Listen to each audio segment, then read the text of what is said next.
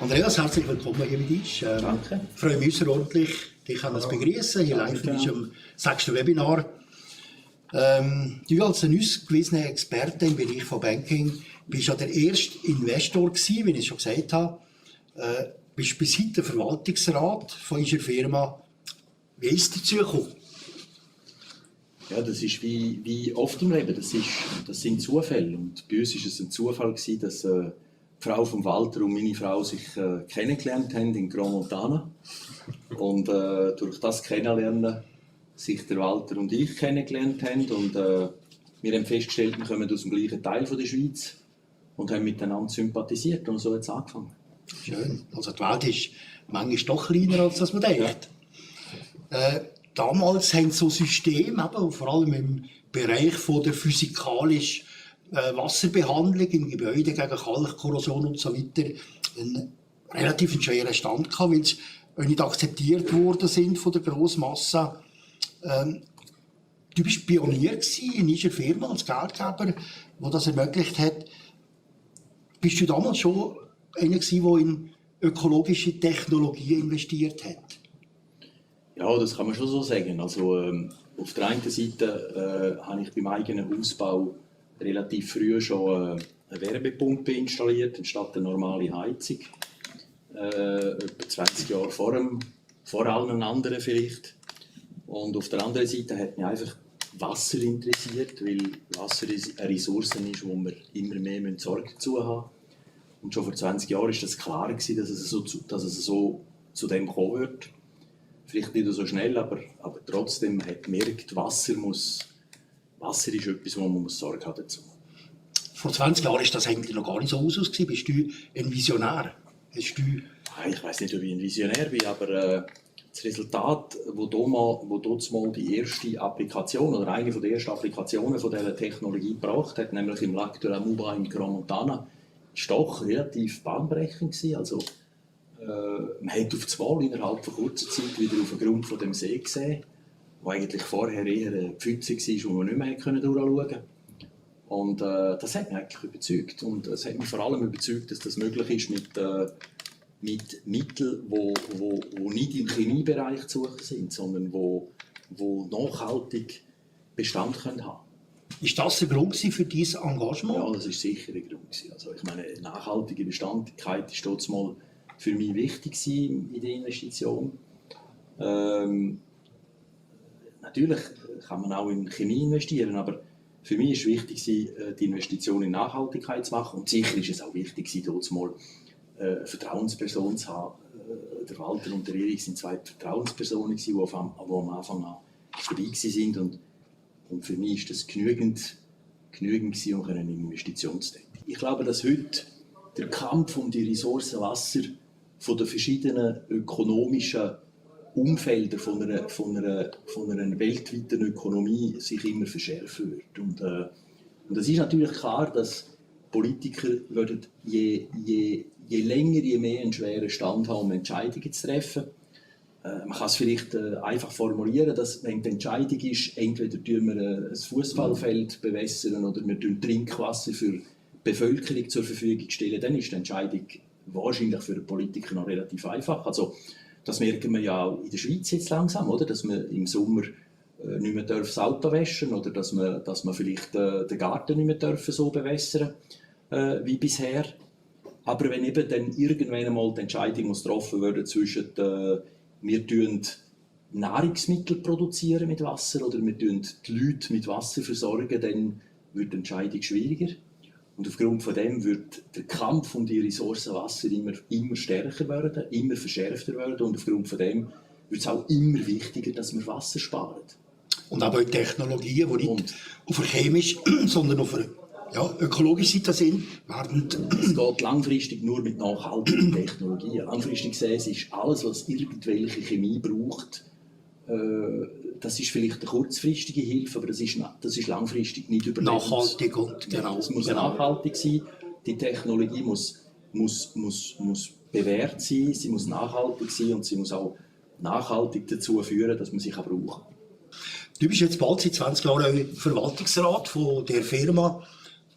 Was war so für dich das Highlight gewesen und was ist vielleicht etwas, wo der Weg gemacht hat als Investor in der langen Zeit als Verwaltungsrat? Also vielleicht das, was am Anfang schwierig war, sicher für die Firma, ist die Idee von der nachhaltigen Wasseraufbereitung, wenn man das einmal so will sagen. Die ist sehr früh gekommen und wir müssen wahrscheinlich während etwa 10 Jahren kämpfen darum, dass sie auch vom Publikum wahrgenommen worden ist als wirklich ein Vorteil. Also man hat vor 20 Jahren wirklich müssen um jeden Kunden kämpfen, weil erstens hat es vor allem in der Gebäudetechnik Technologien gegeben, die gibt es noch heute, die vielleicht günstiger sind, aber eben nicht so nachhaltig. Und gegen die hat man müssen ankämpfen. Und in der Landwirtschaft hat es natürlich dort mal einfach noch nicht den Kampf um die Ressourcen Wasser gegeben. Und aufgrund von dem hat man unsere Technologie immer als relativ teuer angeschaut und gesagt, das brauchen wir nicht, das ist nicht nötig.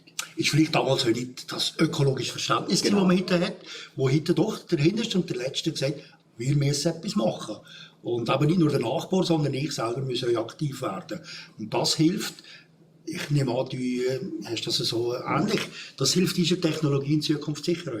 Ja, also ich meine, wir können jetzt wirklich beruhigt sagen, heute, dass wir erstens seit 3 bis 5 Jahren eine Technologie haben, die auch Universitätsprofessoren und Research Papers von Universitäten dieser Technologie das bescheinigen, was wir immer gewusst haben, dass funktioniert. Also man ist heute nicht mehr in der Lage, dass man muss beweisen, dass es funktioniert. Es gibt also auch Universitäten und namhafte Research-Institute, die bestätigen, dass die Tests, die wir gemacht haben, dass das funktioniert und dass es gut funktioniert.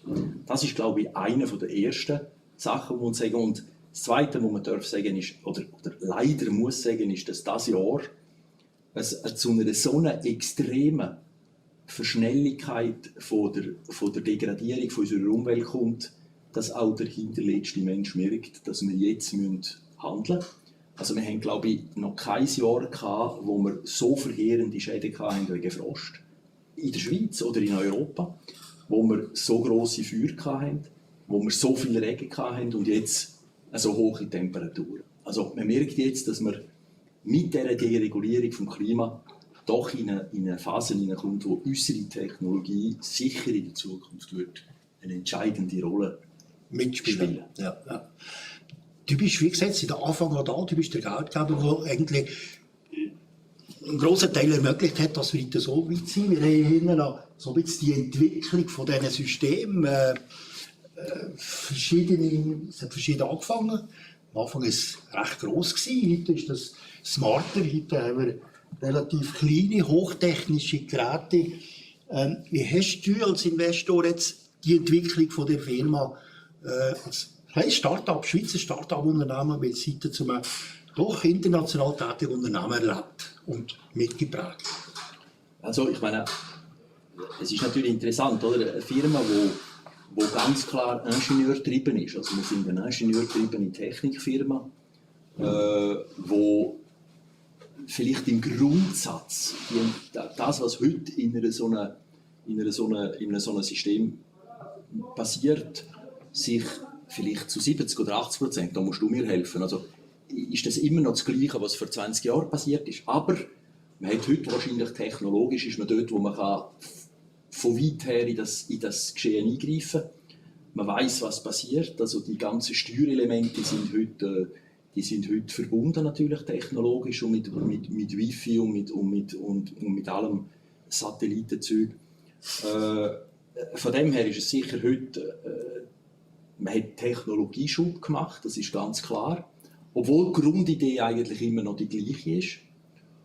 Und wahrscheinlich sind wir vor 20 Jahren eine reine technologiegetriebene Ingenieurfirma gewesen, und heute sind wir ein Gemisch von einer technologiegetriebenen Innovationsfirma und natürlich von der Grösse und von der Tatsache, dass man heute in allen Kontinenten tätig ist, auch von einer professionell geführten kleinen, mittleren KMU. Also man hat natürlich müssen dort das ganze Finanzmanagement, das ganze Management von der Firma hat sich professionalisiert. Das ist ohne Zweifel der Fall.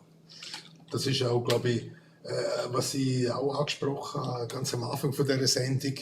Wir sind einfach begeistert gewesen, dass man alles machen kann. Man kann Kläranlagen, den Schlamm schneller absenken und man kann den biologischen Prozess verbessern, der See, den du erwähnt hast und alles. Und das war begeistert gewesen, aber eben am Anfang mit 3 Leuten und dann auch mit 5, 6, 7 Leuten später. Das ist völlig unmöglich gewesen, den Ansatz durchzuziehen. Wir haben wirklich eigentlich die Konzentration, wie du gesagt hast, gebraucht. Und auf der anderen Seite ist es jetzt natürlich, was du gesagt hast, eine professionelle Firma. Wir haben da Techniker, die Profis sind, die so nebenbei uns auch noch ein Fernsehstudio zur Verfügung stellen. Also wir haben da ein hohes Niveau jetzt zur Verfügung. Ja. Oder? Und einer, der dann dort auch noch schaut, dass marketingmäßig alles richtig abläuft. Also, und da haben wir mehrere in der Marketingabteilung. Also das ist genau das, was es braucht, denke ich. Sprachen auch, oder? Wenn ich da rumlaufe, meine, da quatschen sie, in dem einen Ecke quatschen sie miteinander Spanisch und dann kommt Französisch und die nächsten dann Englisch, oder? Wir zwei noch Schweizerdeutsch, ja. Wenn du, da bist du immer so jetzt Dritte, siehst du. Macht es aber auch spannend. Und es gibt so einen Touch von Internationalität, obwohl dass wir hier in Siders, im Wallis, in der Provinz hocken und von hier aus eigentlich sehr viel Fäden können ziehen. Ja. Aber ich glaube, das ist auch wichtig. Oder? Ich meine, die Technologie, die du vorher angesprochen hast, ich meine, das Wichtige an dieser Technologie heute ist unter anderem auch Swissmade oder Ahmed. Genau. Und ich glaube, das ist auch wichtig. Also, und da sind wir uns bewusst, dass wir das nie aus der Hand dürfen geben. Und das gibt auch eine Kredibilität zu einem Produkt. Auf jeden Fall. Wenn halt das Schweizer Kreuz drauf ist heute noch weltweit ein gewisser Wert da, ohne dass man weiss, um was es genau geht. Man sieht einfach das Kreuz, Swissmade. Und da sind wir auch stolz drauf, dass wir könnten das ja locker irgendwo in Asien oder weiss ich wo produzieren, zu einem Bruchteil, was nicht weiter kostet. Aber das wollen wir aber genau nicht. Und das Wissens, da haben wir schon... Also ich kann es bestätigen, ich war ja die 2,5 Jahre um unseren Transfer auf Kalifornien zu machen. Und das ist genau so. Das ist so. Wenn es Schweizer Technologie ist, dann haben wir schon mal wirklich einen grossen Bonus. Genau. Vielleicht die letzte Frage, die Zukunftsoption. Wie siehst du unsere Firma in den nächsten 10, 15, 20 Jahren? Was für Chancen? Wir haben es ganz kurz vorher mal schon angesprochen. Was für Chancen siehst du für uns?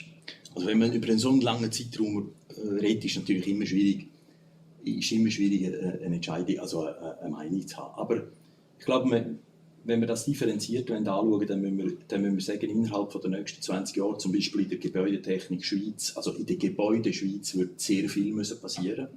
Es müssen zu grossen Renovationsarbeiten kommen. Auch Gebäude müssen sich wahrscheinlich dazu zuzuraffen, dass sie nicht mehr so viel Wasser verbrauchen wie bisher.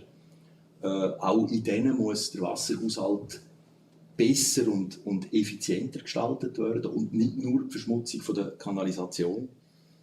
In der Landwirtschaft wird es zu einer riesigen Transformation kommen. Also eben, wenn wir die Weltbevölkerung langfristig ernähren, dann müssen wir jeden fruchtbaren Boden wieder brauchen. Wir dürfen nicht Boden brach liegen lassen wegen Überdüngung. Und vor allem dürfen wir nicht das machen, was jetzt in Teilen von Kalifornien passiert, dass wir die Leute dazu zwingen, dass sie einen Teil von ihrer Produktion rausreißen müssen, weil sie kein Wasser mehr haben. Also das ist natürlich das Schlimmste, was wir machen können. Passieren, genau. Weil wir können dann irgendwann einmal die Weltbevölkerung nicht mehr ernähren, wenn es so weitergeht. Und das können wir uns nicht leisten. Also das können wir uns wirklich nicht leisten. Und darum sehe ich, dass in den nächsten 20 bis 30 Jahren wir sicher eine entscheidende Rolle spielen können in diesen Bereichen Landwirtschaft und Gebäudetechnik. Also es längt nicht, wenn man einfach das Firmenlogo jetzt steht wie vor Rot, grün anmalt und sagt, ich bin ökologisch geworden. Nein, es braucht mehr Innovation. Nein, das langt wirklich. Es braucht massiv mehr Innovation. Ja. Und ich glaube, in der Umwelt, also man kann immer sagen, es ist gescheiter, der andere fährt an, oder? Also das ist mir schon klar. Wenn man heute über CO2-Ausstoß redet, dann sagt einer, wir müssen unbedingt alle Autos abschaffen und der andere sagt, ja, aber bevor wir nicht alle Heizungen draussen haben, die CO2 ausstoßen, nützt das nichts, wenn wir alle Autos abschaffen. Und der richtige Ansatz ist nicht zu sagen, der gegen den, sondern der richtige Ansatz ist, jeder, der etwas macht, hilft etwas. Genau. Das ist eigentlich der richtige Ansatz. Es spielt nicht so eine grosse Rolle, also natürlich spielt es eine Rolle, aber Aber wichtig ist, dass einfach jeder, der Lust hat, etwas zu machen, jetzt sofort anfängt, etwas zu machen. Lass uns anfangen, wir sind bereit. Herzlichen Dank, Andreas, dass du jetzt hier bist gekommen. Danke. Dass Danke. du von deiner Warte mal hast erzählt, wie du das Unternehmen siehst. Wir haben natürlich ein bisschen eine andere Optik, respektive müssen wir eine andere Optik haben, weil wir permanent eben mit dem Machen von 4D beschäftigt und involviert sind. Und von daher sehr interessant, Außenstehende, wobei nicht ganz Außenstehende, aber von einer ganz anderen Optik in die Firma gesehen hat. Herzlichen Dank fürs Zuschauen.